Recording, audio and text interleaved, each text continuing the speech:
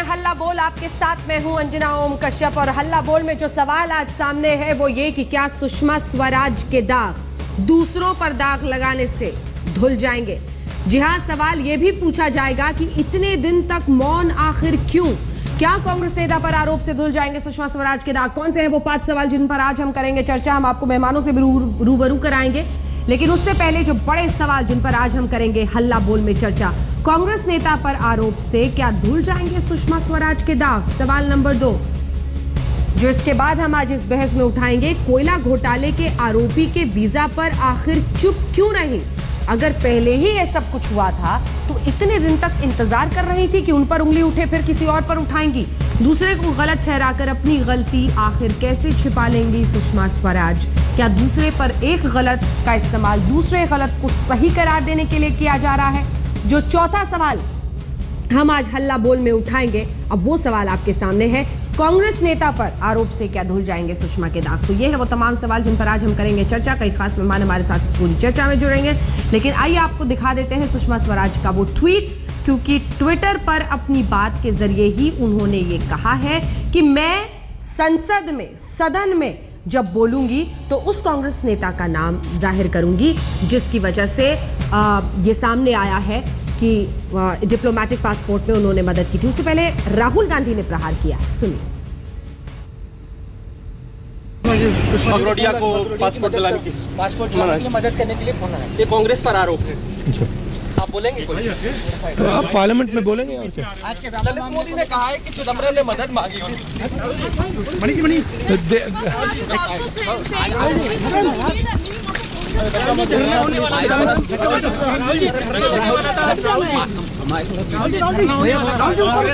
नमस्कार, बड़ा एक्साइटमेंट है आप लोगों में। तो ये है वो हल्ला जो आपने देखा आज पार्लियामेंट में, लेकिन कुल मिलाकर जो बड़ा सवाल है वो ये कि सुषमा स्वराज अगर ट्विटर के जरिए ये कह रही हैं कि कांग्रेस नेता का नाम वो जाहिर करेंगी जिन्होंने उन पर दबाव डाला था कि कोयला घोटाले के आरोपी संतोष बागरोडिया को डिप्लोमेटिक पासपोर्ट दिया जाए। कई खास मेहमान हमारे साथ इस चर्चा में शामिल हो रहे हैं। सबसे पहले आपका परिचय उनसे करा दें। हमारे साथ प्रमोद तिवारी दी जो कि सांसद है राज्यसभा से, वो जुड़ गए हैं कांग्रेस की तरफ से। हमारे साथ पवन वर्मा जी सांसद जुड़ गए हैं जेडीयू की तरफ से। कुछ ही देर में हमारे साथ जुड़ेंगे सुधांशु त्रिवेदी जी हमारे साथ जुड़ेंगे, और इसी के साथ राजीव सरदेसाई हमारे सहयोगी भी हमारे साथ इस चर्चा में शामिल होंगे। सबसे पहले लेकिन आपके पास आते हुए प्रमोद तिवारी जी, बहस से इसलिए तो नहीं भाग रहे क्योंकि कांग्रेस पार्टी के नेता का, एक बड़े नेता का सुषमा स्वराज कह रही हैं कि नाम बताएंगी सदन में? वो तो ट्विटर आज उन्होंने जारी किया है। हमारी डिमांड तो कल से है और बड़ी सीधी सी, बड़ी सिंपल सी, कि कोई मंत्री बनता है तब जब वो भारत के संविधान की सौगंध लेता है, और चूंकि भारत के संविधान की रक्षा की सौगंध लेता है राष्ट्रपति जी के सामने, तो हम उसे मंत्री कहते हैं। सुषमा स्वराज जी ने उसी संविधान को तोड़ा है, संविधान की रक्षा की जगह संविधान की हत्या की है। एक भगोड़े को जो कानून से भाग रहा था, जो इन्वेस्टिगेटिंग एजेंसी से भाग रहा था, जो अपराध किए बैठा था, जिसे पकड़कर लाकर हिंदुस्तान में इन्वेस्टिगेटिंग एजेंसी के हवाले करना था, अदालत के सामने पेश करना था, आप उस भगोड़े की मदद कर रही हैं 15 देशों में घूमने के लिए, और उन देशों में जा रहा है जो काले धन के लिए कुख्यात हैं। तो आप तो उसके अपराध में सहयोगी हैं। अगर वो कोई अपराध कर रहा है तो आप सहयोगी की भूमिका में हैं, इसलिए हम उनका इस्तीफा मांग रहे हैं। तो प्रमोद तिवारी जी, इसी नियम से सर, इसी नियम से प्रमोद जी, इसी नियम से अगर वो वाकई किसी बड़े कांग्रेस नेता का नाम सदन में लेती हैं और ये साबित करती हैं कि हाँ इन्होंने मुझ पर दबाव डाला था कि मैं डिप्लोमेटिक पासपोर्ट दूं संतोष बागरोडिया को, तो उनके खिलाफ भी कार्रवाई करेंगे आप लोग? विनाश काले विपरीत बुद्धि, जब विनाश काल आता है तो ऐसी बुद्धि उलट जाती है। मैं एक सवाल सीधा सा पूछूंगा, सुषमा जी, जो आप बोल रही हैं आपकी सच्चाई पे इनकार कौन विश्वास करेगा? 1 साल पहले अगर किसी ने सिफारिश लगाई थी तो 1 साल आप चुप क्यों रही? और सिफारिश किस बात की लगाई? मेरे सवाल का जवाब अगर मैं मान लूं ये तथ्य सही भी है, ये सवाल पूछा जाएगा बीजेपी से। मेरे सवाल का जवाब ही मैं दे रहा हूं। अब आपको समझ में ना आए, आप उसे समझना ना चाहें, आप उसे स्वीकार ना करें, आप कोई अपनी मर्जी का सवाल चाहें तो वो मैं नहीं दे रहा हूं जवाब। मेरा सीधा से एक जवाब है कि अगर सुषमा जी को ये लगता था कि इन्होंने किसी ने सिफारिश की तो उन्हें बताना चाहिए था, दूसरी दिन नहीं बताया तो सिफारिश किस बात की? एक मेंबर पार्लियामेंट रहा हो जो 10 साल 15 साल, जो केंद्रीय मंत्री रहा हो, कम से कम आज मैं सेंट्रल हॉल में बैठा था, 20 एक्स-एमपी ने मुझसे कहा कि उनके पास डिप्लोमेटिक पास है, पासपोर्ट है। तो वो कोई क्या भाग रहा था? उसके पास पासपोर्ट था, वीजा था, डिप्लोमेटिक। अगर किसी को पासपोर्ट देना हो, किसी को फैसिलिटेट करना हो तो तमाम एमपीज के पास बढ़ा हुआ है। अगर किसी ने कह दिया हो, मैं कह रहा हूं कि अगर था तो 1 साल पहले कहना चाहिए था, नहीं कहा इसके मतलब झूठ बोल रही हो। और अगर बोल भी रही हैं तो ये कौन सी बात हुई? ये तो ऐसा हुआ स्कूल में एक बच्चा गलती करता पकड़ा जाए तो क्या मैं गलती इसलिए कर रहा था कि एक बच्चे ने और की थी। अरे आप जवाब दो कि आपने एक भगोड़े के भाग। ठीक है, आपके पास मैं आऊंगी। हालांकि आपने मेरे सवाल का जवाब नहीं दिया है, लेकिन फिर से आपको समझाने की कोशिश करूंगी कि मैं क्या पूछ रही थी, क्योंकि जो आप बोल रहे हैं वो उससे बिल्कुल परे है। लेकिन सुधांशु त्रिवेदी जी हमारे साथ जुड़ गए। सुधांशु त्रिवेदी जी आपके पास आते हैं, उसके बाद पवन जी फौरन आपके पास आऊंगे। सुधांशु त्रिवेदी जी, सुषमा स्वराज ने एक तो कबूला कि उन्होंने खुद कैसे इकोनॉमिक ऑफेंडर की मदद की, देश के कानून से जो भाग रहा है उसकी मदद की। उसके बाद अब वो खुद बता रही हैं कि उन पर दबाव डाला जा रहा था संतोष बगरोडिया को पासपोर्ट देने के लिए। ये तो और साबित करता है कि इतने दिनों तक वो चुप रही। ये तो कनाइवेंस है सीधा सीधा। देखिए, मैं कांग्रेस के अपने मित्रों से कहना चाहूंगा, प्रमोद जी तो बहुत वरिष्ठ नेता हैं कांग्रेस के, यदि उन्हें ऐसा लगता है कि किसी नियम का, प्रावधान का, गोपनीयता का उल्लंघन किया है सुषमा स्वराज जी ने, तो संसद का सत्र चल रहा है, ये तो विशेषाधिकार का मामला आता है, विशेषाधिकार हनन का विषय आता है। आप लाइए सदन में प्रस्ताव उस बात पे, यदि आपके पास मजबूत तथ्य हैं। यहीं पे मेरा कहना है, तथ्य नहीं है, तोड़ मरोड़ कर प्रस्तुत किया जा रहा। अब मैं आगे उदाहरण देके नहीं है सुधांशु जी, मैं उदाहरण देके बता। अरे सुधांशु जी खुद ट्विटर पे कहती हैं कि हाँ मैंने मानवता के तहत मदद की थी एक इकोनॉमिक ऑफेंडर की। हाँ, खुद ट्विटर पे कहती हैं सर, खुद ट्विटर पे कहती हैं कि मुझ पर एक कांग्रेस पार्टी का बड़ा नेता दबाव डाल रहा था। ये खुद बता रही हैं कि मैं मौन रही। अंजना जी, कुछ शब्दों के हेरफेर से क्या हो जाता है, जैसे आपने कहा कि उन्होंने ट्विटर पे कहा है कि हाँ मैंने मानवता के आधार पर मदद की, इकोनॉमिक ऑफेंडर की। लिखा है क्या उन्होंने इकोनॉमिक ऑफेंडर? उनको पता नहीं था। हाँ, अब मैं बता रहा हूं। अभी कांग्रेस ने जो बात कही कि उनको पासपोर्ट मिल गया और पूरी दुनिया में घूमने का, नहीं, उनका पासपोर्ट जब्त था दिल्ली हाई कोर्ट में, इसलिए उन्हें ट्रैवल डॉक्यूमेंट की जरूरत थी जो भारत सरकार से प्रोवाइड कराया गया। मदद ललित मोदी की नहीं, उनकी पत्नी की गई। ट्रैवल डॉक्यूमेंट 17 या 18 दिन के लिए केवल पुर्तगाल जाने के लिए था, जो 17 या 18 अगस्त 2014 को समाप्त हो गया। 27 अगस्त को दिल्ली हाई कोर्ट में भारत सरकार केस हार गई, ललित मोदी केस जीत गए। उसके बाद वो स्वतंत्र हो गए, पासपोर्ट उनके पास है, वो कहीं भी जा सकते हैं। और इसी सरकार ने दिल्ली हाई कोर्ट में क्या लिख के भेजा कि एक भी केस बनता ही नहीं है, एक भी आरोप का निर्धारण ही नहीं है उनके विरुद्ध, इसी आधार पे वो केस निरस्त हो गया। अब पूछिए इनसे कि जब आरोप का निर्धारण नहीं था तो आप वहां पे बड़ा जोर जोर से आप लोग कह रहे हैं कि साहब वो तो भगोड़ा था।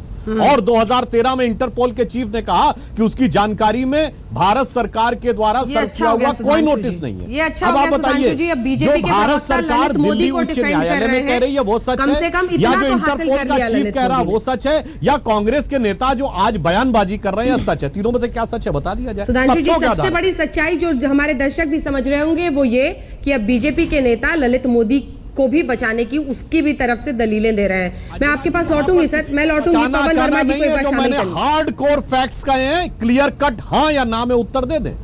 पवन वर्मा जी के पास मैं आना चाहूंगी। पवन वर्मा जी, ये सुषमा स्वराज का ट्वीट और उसके बाद सदन में उनको नहीं बोलने देना, कुल मिलाकर क्या तस्वीर समझ में आ रही है? क्या उस कांग्रेस पार्टी के नेता का नाम सामने नहीं आना चाहिए अगर वाकई किसी ने दबाव डाला है उन पर कि आप संतोष बागरोडिया कोल स्कैम के अक्यूज को आप डिप्लोमेटिक पासपोर्ट दीजिए?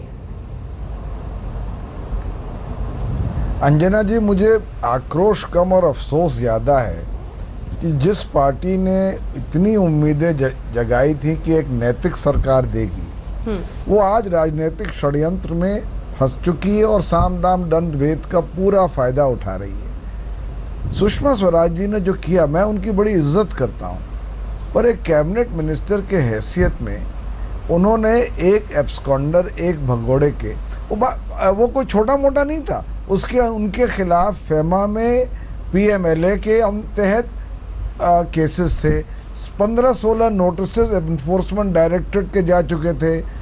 2011 में उनका पासपोर्ट जब्त हो चुका था। तो ऐसा नहीं था कि कोई छोटा मोटा अपराध था। ऐसे आदमी की उन्होंने मदद की बिना अपने मंत्रालय को कॉन्फिडेंस में लिए, न वित्त मंत्रालय से बात किए, न हमारे हाई कमिश्नर में लंदन से बात किए हुए।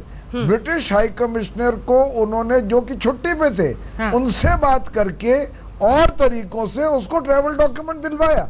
ये जो उन्होंने किया, मैं समझता हूं किसी शायद अगर लीगल प्रोविजन का उल्लंघन नहीं है तो अनैतिक बिहेवियर है। लेकिन कांग्रेस पार्टी के नेता का नाम सामने आना चाहिए। यूपीए में पवन जी, कांग्रेस पार्टी के नेता का नाम सामने जरूर आना चाहिए, जरूर आना चाहिए। कोई दोहरे मापदंड नहीं होने चाहिए। अगर गलत किया है तो आना चाहिए। प्रमोद तिवारी जी, सामने आना चाहिए। आपने भी सवाल पूछा और मैं भी मैं भी ये समझ रहा हूँ कि 1 साल तक सुषमा स्वराज जी चुप क्यों थी। आज एक गुनाह का डिफेंस ये है कि एक दूसरे गुनाह को आप करते सामने, ठीक है, और वो भी किस तरह का गुनाह। रिक्वेस्ट आपके पास आई थी, 1 साल पहले आई थी, आपने खुलासा क्यों नहीं किया। हमारे साथ राजीव सरदेसाई हमारे सहयोगी भी जुड़ गए। राजीव, दोनों तरीके हैं देखने के। एक तो कांग्रेस पार्टी का अगर वो नेता है उसका नाम सामने आना चाहिए, लेकिन अगर सुषमा स्वराज ने इतने दिन तक उस पर चुप्पी रखी तो ये कनाइवेंस है। आप उसके साथ थे, आप मौन रहे, अभी अचानक आप कह दें मेरे पे इल्जाम, मैंने ये क्लास में चोरी की है, उसने भी की थी। अंजना जी, एक तो टाइमिंग का सवाल है जो आप उठा रही है, लेकिन दूसरा और भी बड़ा सवाल है, क्या आप ललित मोदी का केस एक ऐसे व्यक्ति को जो जिसके खिलाफ एनफोर्समेंट डायरेक्टरेट ने लुकआउट नोटिस या एनफोर्समेंट डायरेक्टरेट उनको इन्वेस्टिगेट करना चाहता है, जिसे आप कहते हैं आप डिपोर्ट करना चाहते हैं, उसकी केस और संतोष बगरोडिया की केस, एक ऐसे व्यक्ति जो मंत्री हैं, जो भागे हुए नहीं है, भारत में है, डिप्लोमेटिक पासपोर्ट का इंतजार कर रहे हैं, क्या आप इन दोनों केस की तुलना कर सकते हैं? क्या सुषमा स्वराज ये कह रही है कि अगर एक पूर्व मंत्री, एक पूर्व सांसद मेरे पास आते हैं, उनके लिए और डिप्लोमेटिक पासपोर्ट मांगते हैं, क्या उनकी केस और ललित मोदी की केस एक है? यह सवाल सुषमा स्वराज को जवाब देना पड़ेगा। तो केवल टाइमिंग का सवाल नहीं, सुषमा स्वराज क्या अपने बचाव के लिए एक ऐसे उदाहरण दे रही है जो मुझे नहीं लगता ललित मोदी के केस के साथ आप उसकी तुलना कर सकते हैं। अगर बीजेपी ऑफेंसिव पर जाना चाहती है तो कोई और मुद्दा उनको ढूंढना पड़ेगा।